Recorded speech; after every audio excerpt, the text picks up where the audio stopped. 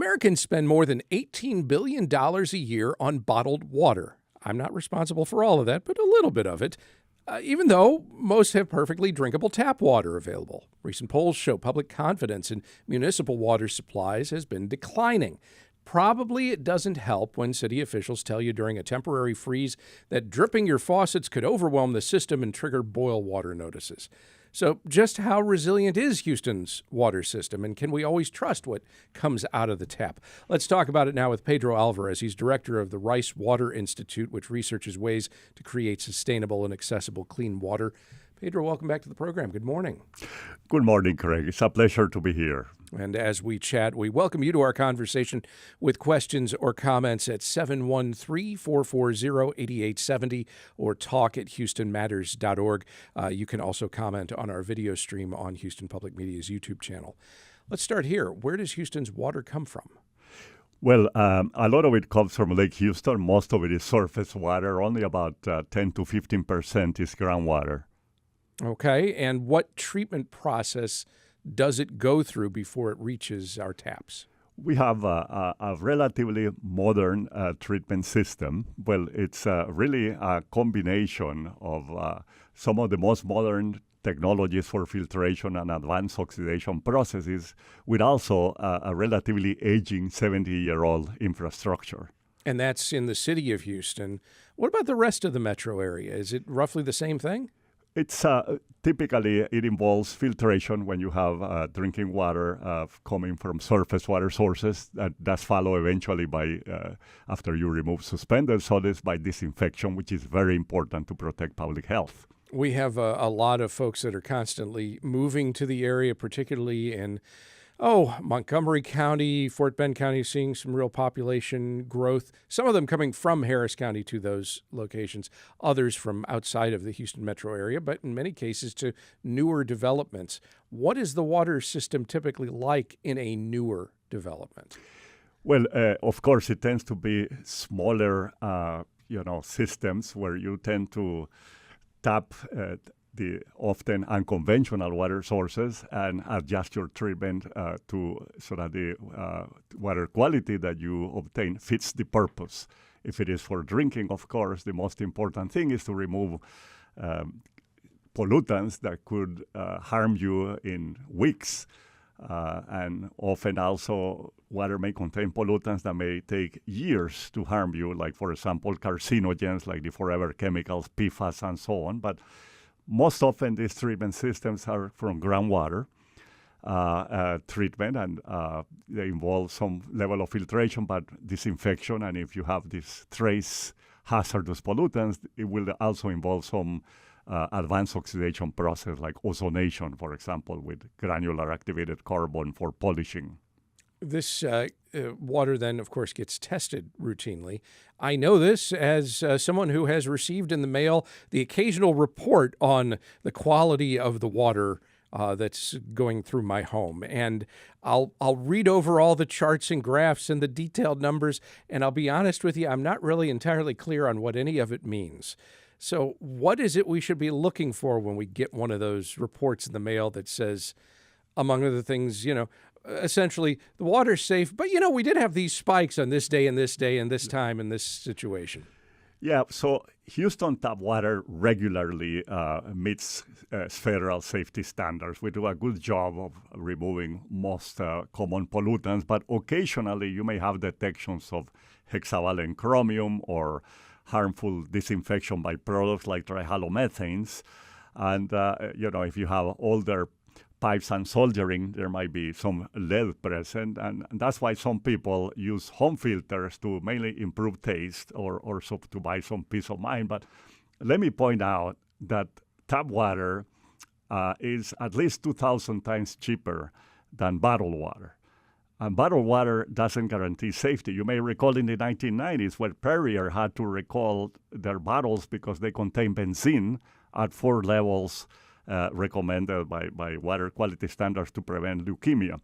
That was because they had some leaky filters. And, maybe 1 out of 3 or 1 out of 7 bottles of water may contain bacteria. Not necessarily harmful bacteria, but if they proliferate within your body, they could cause infections. So I am happy with our tap water when it comes to safety by the vast majority of time. It could be improved in terms of aesthetics, taste, and odor. For example, you may have an algal bloom that releases geosmin, and then it gives it that musky taste. Or, there might be some iron due to corrosion that stains your laundry, but those are not necessarily harmful constituents. They're just impacting the aesthetic value of the water. Why is it that during the recent freeze, city officials warned that if too many Houstonians dripped their faucets, it could lead to a boil water notice? So one of the things I worry the most in Houston is power outages, as it happened in, as you know, the East Plant a couple of years ago. That depressurizes the water piping, and it may cause some infiltration of water that has not been disinfected that carries with it, bacteria and virus. So it might be related to that. I mean, we have a very leaky system, unfortunately. We lose 20% of our water due to leaks. And if water is going to leak from a pipe, we have 7,000 miles of piping in Houston. It better leak out. That's why we pressurize it. And if we lose that pressure during power failures or freezing, that may cause cracks as the water expands, then the water might leak in, and that's, of course, undesirable. How would you characterize the condition of all of those miles of pipes today? It is aging infrastructure that needs perhaps not only modernization, but also perhaps to rethink the paradigm of using Victorian-era centralized treatment systems and move towards more distributed treatment, where you treat the water with higher precision to remove those pollutants that are of greater importance to enable an intended use. It's what we call fit-for-purpose treatment. What's holding back making that change? There is some inertia due to the existing infrastructure, but it is easier to modernize and implement these new innovations, as you point out, as we expand into areas where there is no existing infrastructure. But it's essentially money often.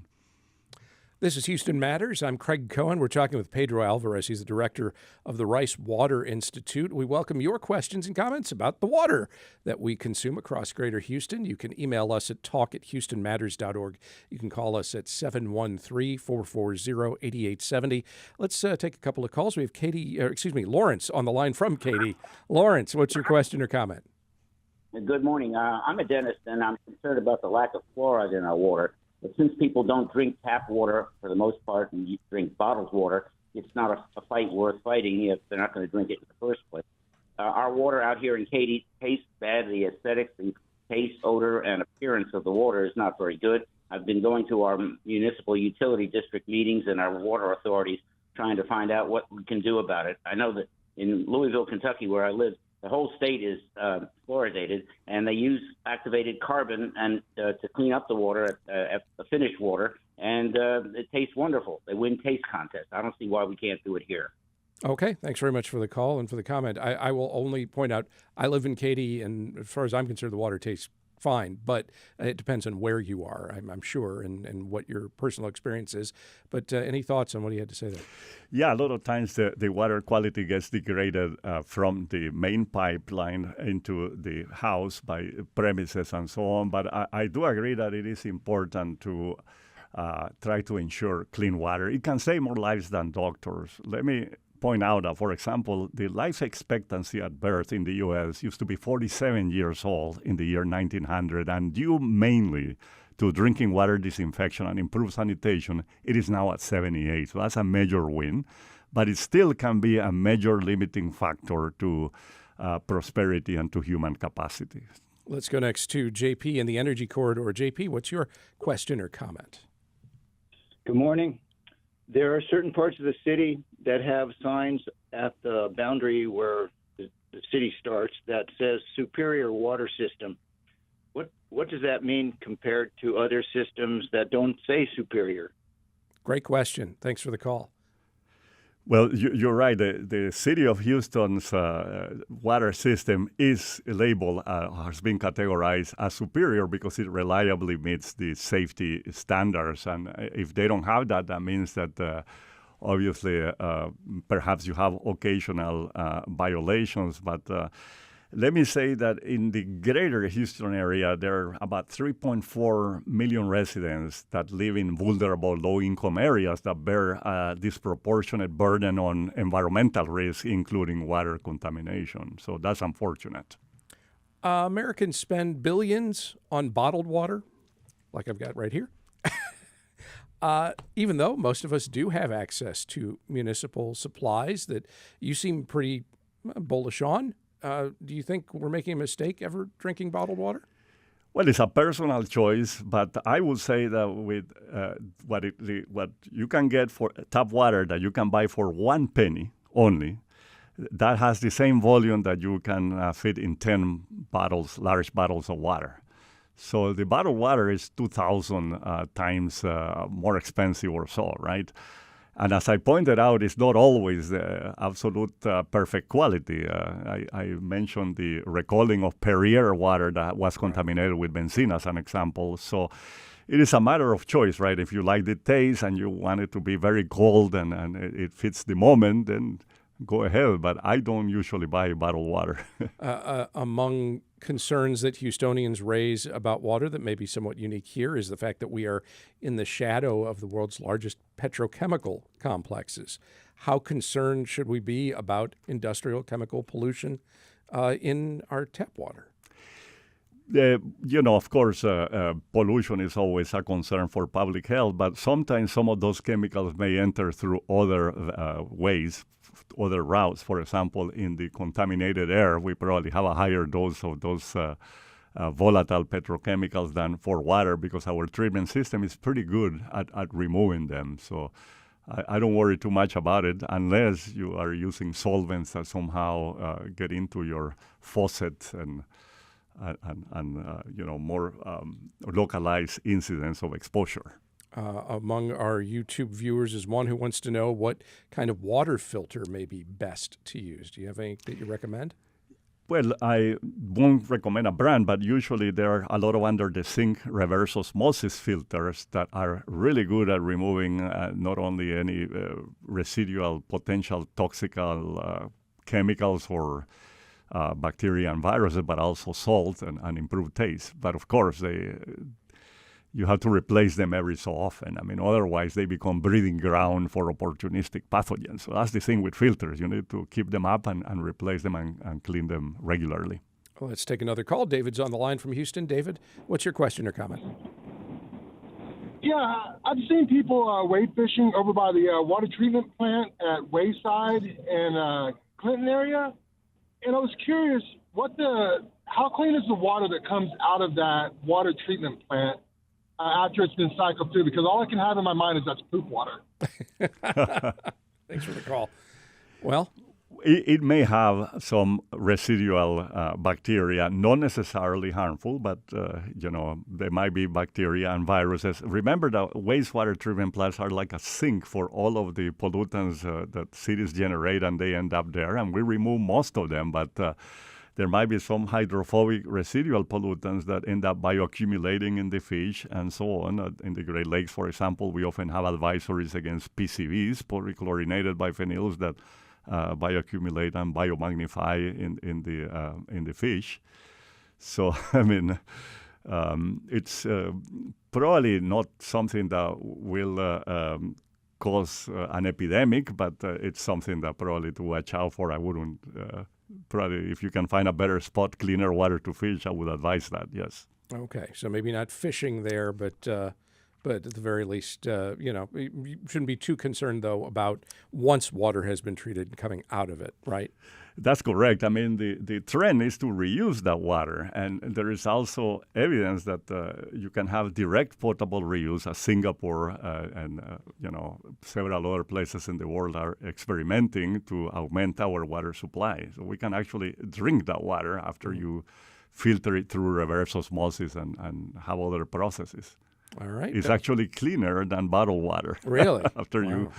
you do all those processes. Next up is Christiane from Houston. What's your question or comment? Hi.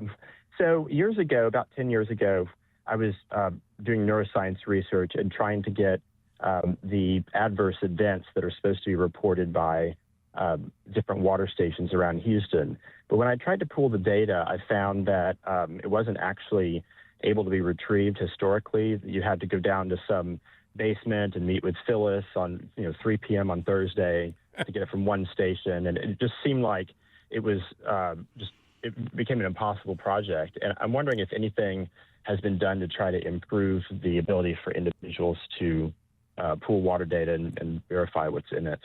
All right. Thanks for calling for the question.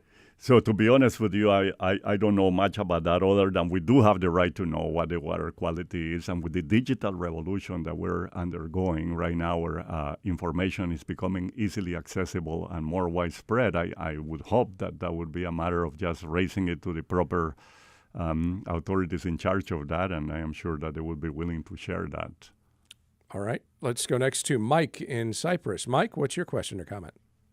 Oh, looks like we don't have Mike on the line just yet. We have this question from Brenda, who says, I've seen ads that hard water can affect my skin and nails. Does it? And if so, how can I combat it? Hard water, the main problem is that it's difficult to clean yourself when you take a shower. It doesn't generate as much foam. In excess, all of that calcium, of course, can generate kidney stones and perhaps, other problems associated like gout and so on. But it also has a positive effect, which is it forms a film in your distribution filter that basically protects it against corrosion and to the release of lead. For example, in Flint, Michigan, a lot of the lead poisoning occurred because they changed the water source to a softer water source that dissolved that protective layer and then released the lead that harmed the children. So it's a double-edged sword, let me put it that way. Usually hardness is something we remove for aesthetic purposes, but I know it can give you a really bad hair day, but I didn't know anything about nails, to be honest. Okay. Bottom line, is drinking water safe out of the tap? Should we feel confident about it? Yes, it may not taste as great as you may want it to, but 99.99% it's safe, especially in Houston, that consistently meets safety standards established by federal laws. Pedro Alvarez is director of the Rice Water Institute. Thanks so much for talking with us. Thank you. It's a pleasure being here, Greg.